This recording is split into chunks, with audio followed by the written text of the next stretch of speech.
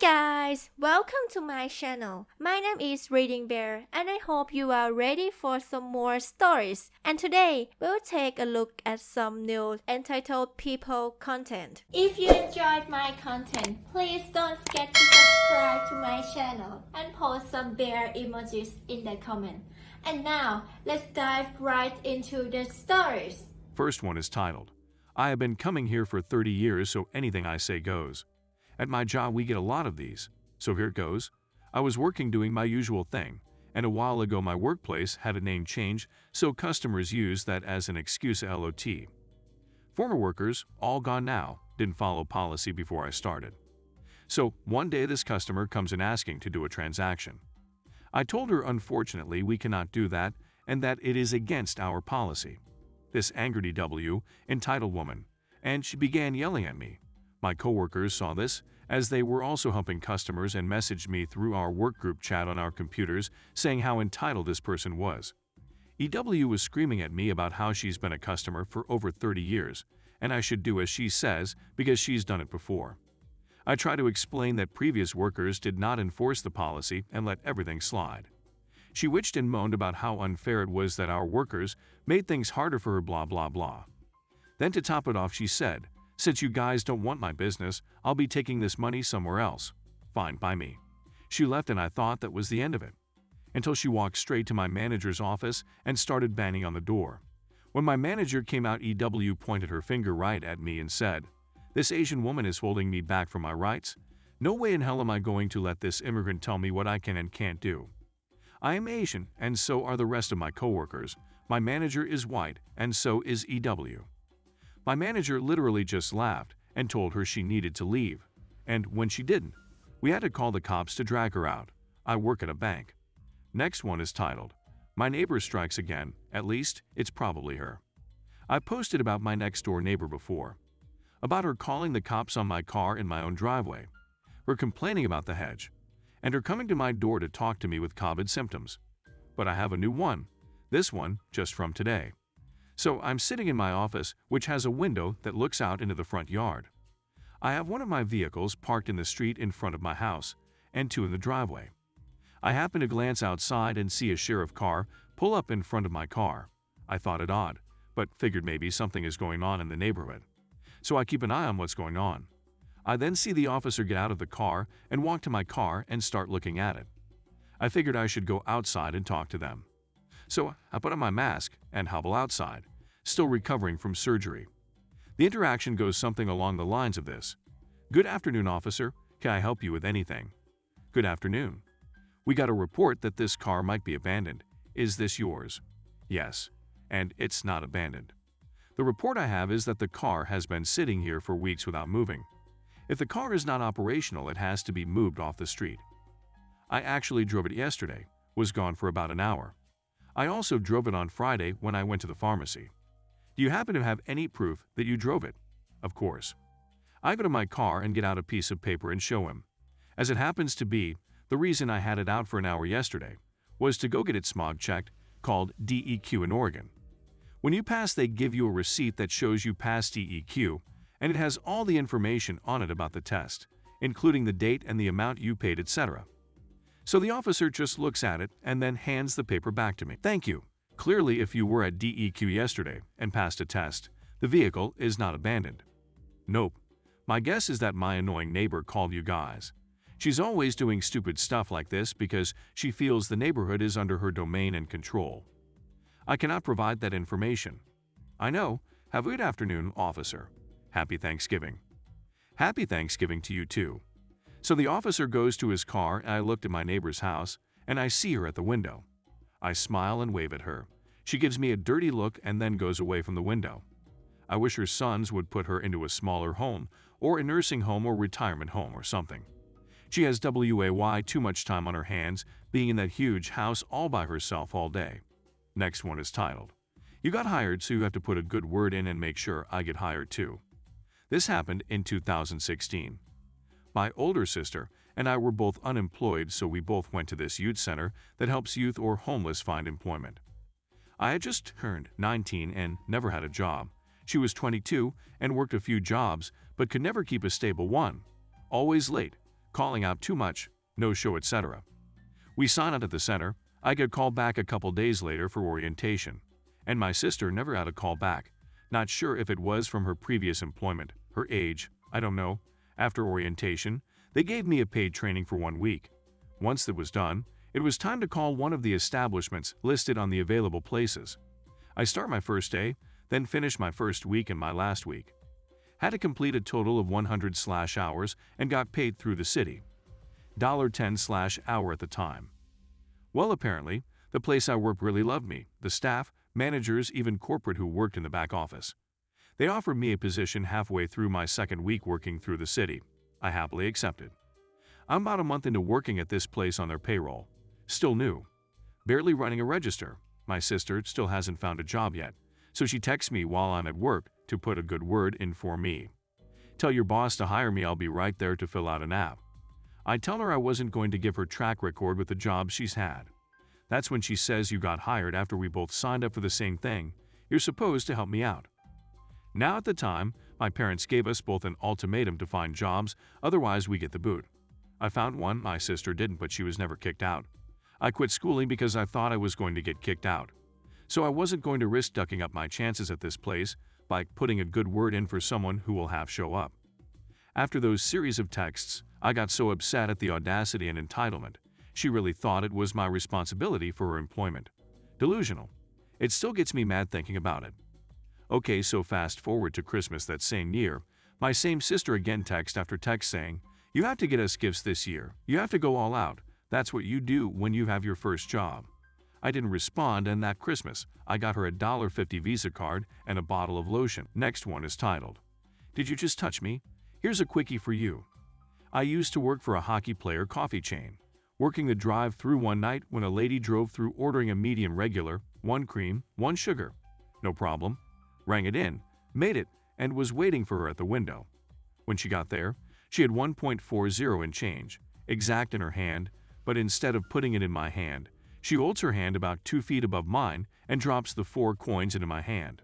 I got lucky and caught them all, although one almost bounced out. So I put the money in the till and handed her the coffee. When grabbing the coffee, her fingertips overlap mine. No big deal, happens all the time. Ha ha. You would have thought I chopped her hand off. She rips the coffee out of my hand, looks at her hand, with about 12 to 13 rings on it off with various types of stones, looks back at me with a disgusted look, looks back at her hand and floors it, squealing the tires of her Lexus as she left the window. Next one is titled, Entitled Dog Owner. I'm on mobile, so sorry about formatting.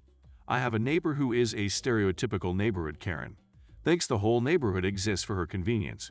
She has a small, untrained dog that she has no control over and refuses to put on a leash. Every once in a while, I'll get unlucky, and she'll be letting her dog run wild while she walks it when I have to leave to go to work. Every time this happens, her dog will inevitably abandon whatever else it's doing to sniff around my car where I can't see it while I'm trying to drive. The dog is very small and could easily be picked up when this happens, but instead our neighborhood Karen will just stand where you can see her and try to wave you on while her dog is completely out of view somewhere near your tires.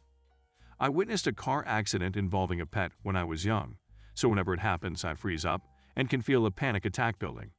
We have leash laws where I live and everyone else in the neighborhood uses them. I don't understand what makes her feel so entitled to ignore a law that was made for the safety of pets like her dog. I'm terrified that one day she'll wave me on when the dog is still near the front of my car and that I'll hurt it. All I want is to be able to leave my home in peace without endangering an animal. Next one is titled, Entitled Coworker Got Weird After I Didn't Do Her Work for Her. Hey, I'm a 19 female and I work part-time at a fast food chain in the South. I'm a college student and only really work there to get gas money and help my parents with the bills and groceries. To be honest, I don't take it super seriously and I just do my job and leave. Now the coworker in question is an older woman who has worked at this restaurant longer than me, though she worked back of house while I worked as a cashier. Then one day she started training as a cashier. I started training her with no raise in my pay. Honestly, I really didn't want to teach a 60-year-old woman how to work the cash register and wipe down the toilets, but my manager made me do it, so I just bit my tongue. She had rubbed me the wrong way then. She was overly sweet and complimentary to me. It just felt fake though, like aspartame. That was last week. This week, I started working drive-through, meaning she took complete responsibility of the main front of house while I got new responsibilities.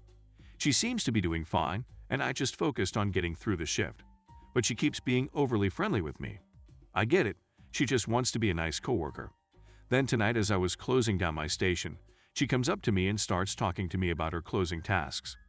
I thought she was just asking if she was missing anything, so I told her that she just needed to mop the floors and do some odds and ends before she was done. That apparently was not what she wanted. She tried to argue with me, getting frustrated, listing out the things she had done. Swept the floors, wiped down the tables, etc. You know, her job. She said that she thought I should do the mopping and the trash because she did everything else. I clarified to her that all that was her job, and I had my own things I had to attend to, and closing the front of house was now her job. Apparently, that was also not what she wanted. She started chewing me out, lecturing me in that fake nice voice that church ladies have about how I was not being a very nice friend, and she tried to guilt me into doing it anyway. On any other day I might have, but today my sick mother was picking me up from work, and I really didn't want to leave her in a cold car at night, so I reaffirmed that I would not be doing her job for her. I felt really uncomfortable and like she was overstepping a line with me as a coworker. She huffed and told me that I am still your friend, but you are not my friend, and then walked away. At the time I felt confused and a little embarrassed. Later on, I was wiping down a counter. She cornered me again, this time with none of our coworkers around. She confronted me again, telling me that I was like a little baby trying to sneak behind an adult back with her. Apparently, me laughing out of awkwardness made her think I was lying. I just laugh when I'm nervous. She says, "You know kindness is a fruit of faith in Jesus' love, and I will always be kind, while you may not be," before she walked away again. At this point, I was really uncomfortable, and I decided just to avoid her as much as possible. I didn't look her way the rest of the night when it was possible, though I overheard her talking about me to one of our coworkers. I finished my dishes, and I was getting ready to head home, wanting to just leave when I overheard her mentioning me to a manager. She told the manager that she doesn't know me. She doesn't know anything about me. I mean, I don't. You're my coworker. Honestly, I was shocked at such high school behavior from someone who could be my grandmother. In the end, she got some 16-year-old kid to do her work for her, and she left before either of us did. I got out on time, a little late. Now, I'm home, still feeling weird about this encounter. I'm honestly looking for some advice from an outside perspective. Am I actually the a-hole? Should I have done the mopping for an older person? I mean, I am stronger than her, and she might have been dealing with some pain I didn't know about.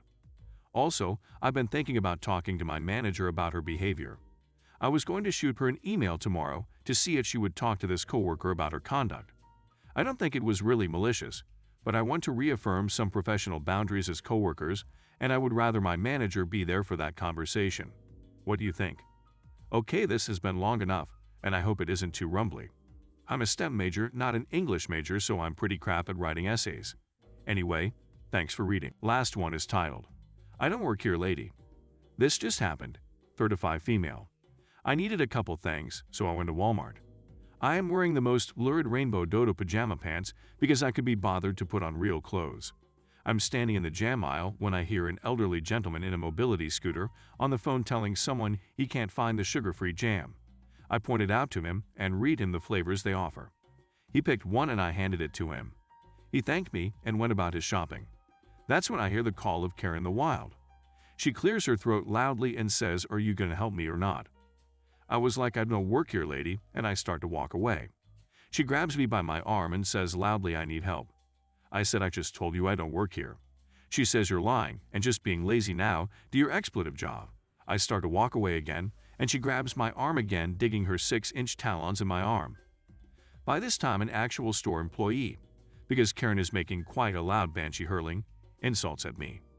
She shouts at this kid, who could be no older than 16, that these expletive refuses to help me. 'I want to speak to your manager.' Kid is confused. Clearly, I don't work here. I'm in pajama pants. She shouts even louder, 'Hit the expletive manager.' Keep in mind that Karen still has her talons digging into my arm. Finally, the kid gets the manager, and he comes over to ask if there is a problem. She tells him in the most sickly sweet voice ever that I refuse to help her. Manager tells her I don't work there. She says I assaulted her, and she wants the police. My arm by this point is bleeding from her nails, and the manager tells her that if the police get called, she will be arrested because I am the one bleeding. She practically runs from the store like the manager gave me a $1.25 gift card. Thanks for listening.